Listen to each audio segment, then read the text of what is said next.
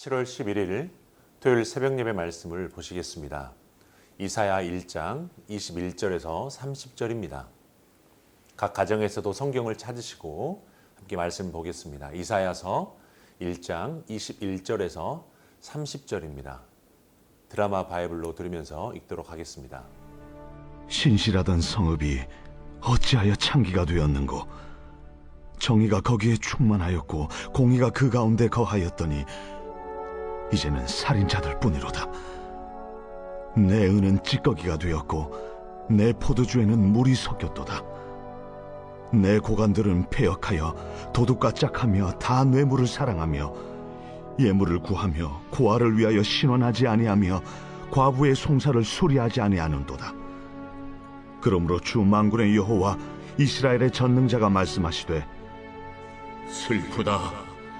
내가 장차 내 대적에게 보응하여 내 마음을 편하게 하겠고 내 원수에게 보복하리라.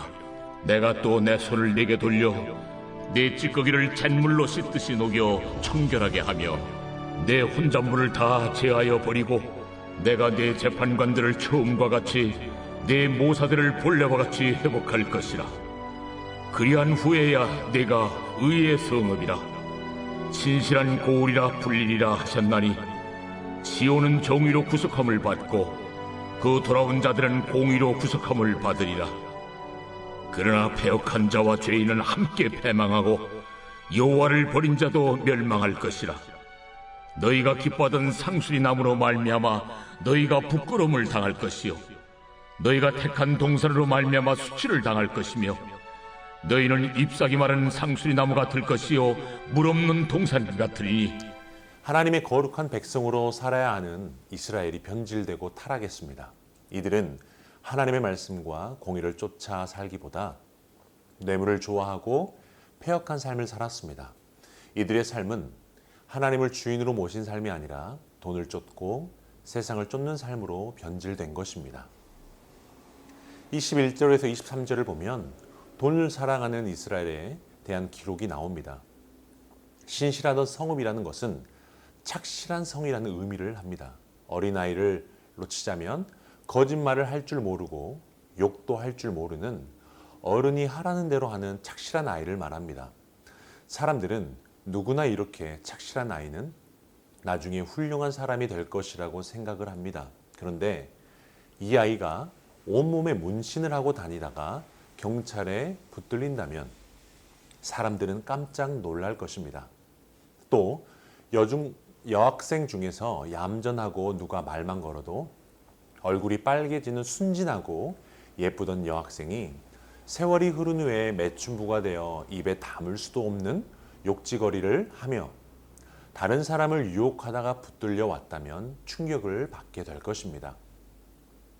유다는 아주 신실한 성읍이었고 정의롭고 공의로운 도시였습니다. 그런데 이제는 유다 백성을 보시고 썩을 대로 썩었고 타락할 대로 타락한 사람이 되어 있었던 것입니다. 유다 백성의 가치는 바닥을 떨어지게 되었던 것이죠.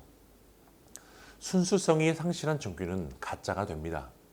변질된 이들이 추구한 것은 결국 뇌물입니다. 이들은 우상을 쫓고 돈을 사랑했습니다.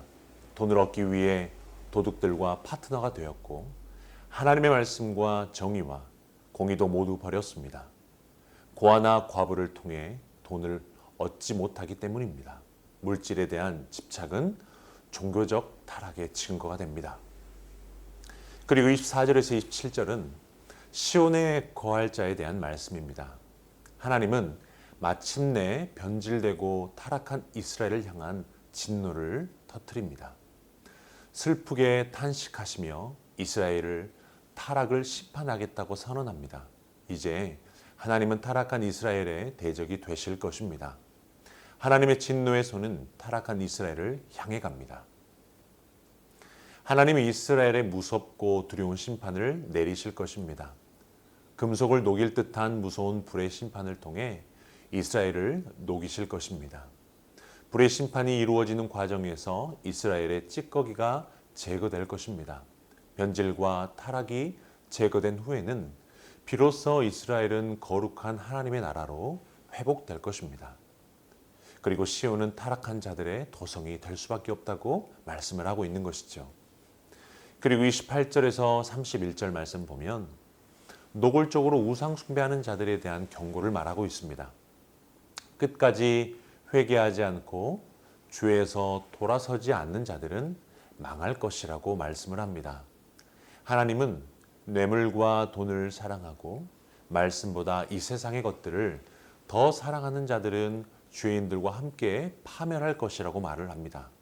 하나님께로 돌아오지 않는 자들은 결국 불순물과 같은 운명에 처할 것이라는 것이죠. 하나님을 버린 대가는 멸망이라는 것을 하나님은 경고하고 있습니다. 하나님은 아무 가치 없는 우리를 붙드셔서 순도 높은 보석이 되게 하셨습니다. 우리는 이 사실만으로도 감격하고 감사하며 너무 욕심 부리지 말아야 하는 것이죠.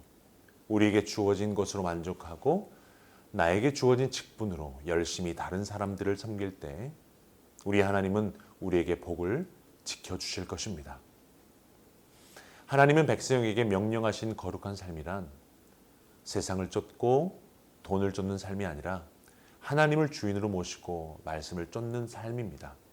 하나님과 그분의 말씀 안에서 거하는 자들은 형통한 삶을 누린다고 말씀하시니 오늘도 주님의 말씀을 읽거나 듣거나 행하는 자가 되어서 복된 하루 되기를 주의 이름으로 축복합니다. 우리 말씀을 따라서 함께 기도하겠습니다. 첫 번째로 거룩하신 하나님, 우리의 연약하고 우리는 죄인입니다. 죄인된 우리를 구원해 주신 은혜의 감격을 누리는 삶이 되게 하여 주옵소서. 새순의 모든 성도들이 주님을 주인으로 하는 교회로서의 삶을 살아가게 하옵소서.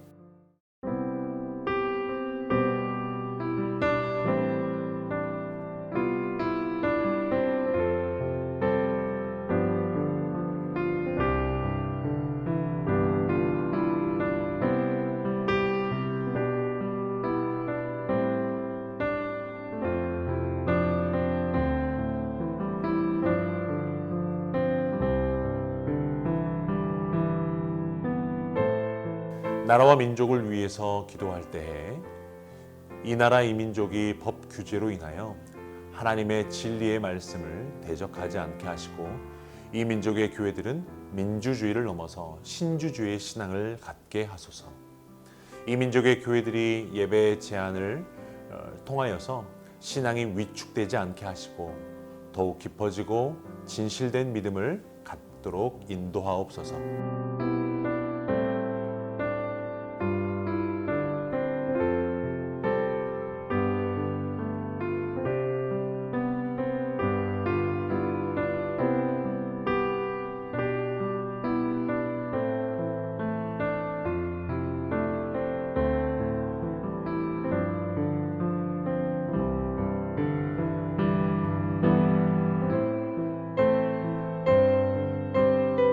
교회를 위해서 기도하실 때에 담임 목사 청빙을 위한 기도의 끈을 붙잡는 새순의 모든 성도들 되게 하시고 담임 목사 청빙 과정 중에서 선하신 하나님의 뜻만 서게 하옵소서. 코로나로 인하여 경제적으로, 정서적으로, 영적으로 힘겨운 성도들을 위로하여 주시고 연약한 환우들과 가정마다 주님께서 긍휼을 베풀어 주옵소서.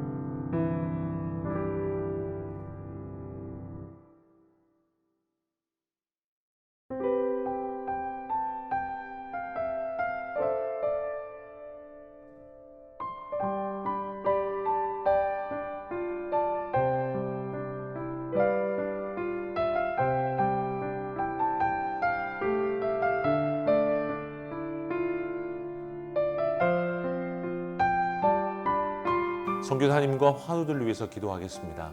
코로나가 빨리 사라지고 정지된 일상이 회복되게 하옵소서.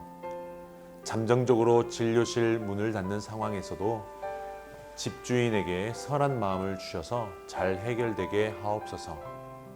김인혜 집사님, 김광순 집사님, 김영자 권사님, 김기석 집사님, 김찬준 집사님, 정순근 권사님을 통하여서도 하나님의 하실 일을 보게 해달라고 우리 함께 기도하겠습니다.